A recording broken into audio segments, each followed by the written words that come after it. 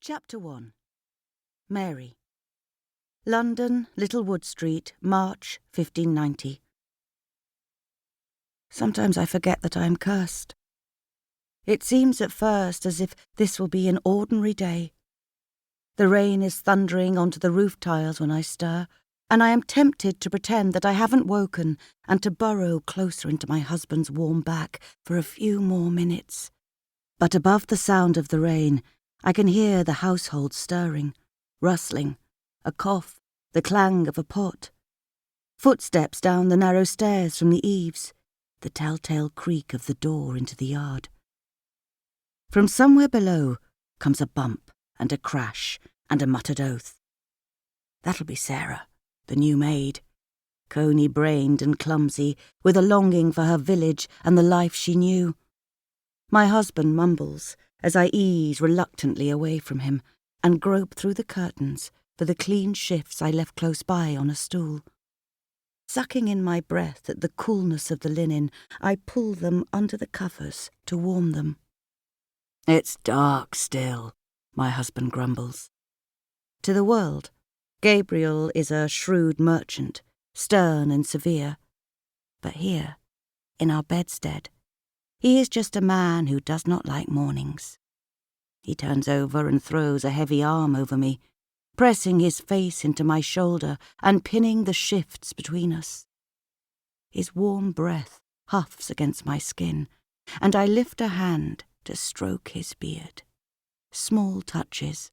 That is all that I allow myself. It is my penance. It's raining. If it were not, the sun would be well up and you would be springing out of bed, eager to get on with your business. With a grunt, he hauls himself up onto the pillows and scrubs his hands over his face. "Oh, there will be little enough business today if it keeps raining like this," he says. "I might as well stay snug at home with my wife." He tickles my waist suggestively, and I laugh as I push his hand away and wriggle into my shift, telling myself I have not noticed the quick shiver down my spine, that I do not remember another time when I pushed someone away. Every time you change your smock.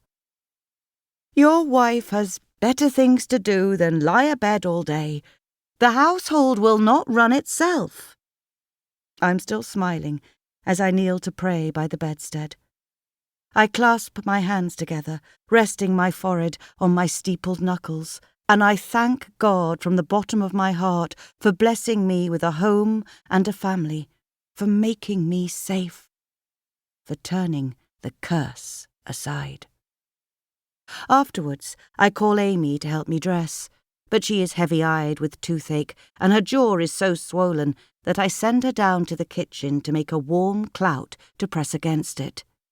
"What about your laces, mistress?" "Cecily can help me. Go on now, Amy, and send Cecily to me. I will look at your tooth later."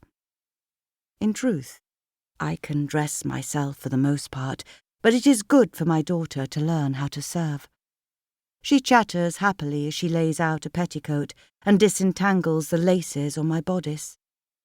She's in a gay mood this morning, and why should she not be? At 13, Cecily is still the pampered baby of the household, and indulged more than is good for her, I fear. I try to harden my heart, but it only takes one dimpled smile or tears shimmering in the beautiful eyes, and my resolve melts. Gabriel is no better. He lets her coax him into a ribbon for her hair or some other pretty geejaw that has caught her eye, as if he really were her father. "She brings sunshine into the household on the dreariest of days," he says. And it is true. Cecily has the ability to brighten the room with her smile. She is so passionate in her desires, in her laughter, as well as in her tears. There is no middle way for Cecily. Her tantrums can be terrible, I know, but her sweetness is a joy for us all.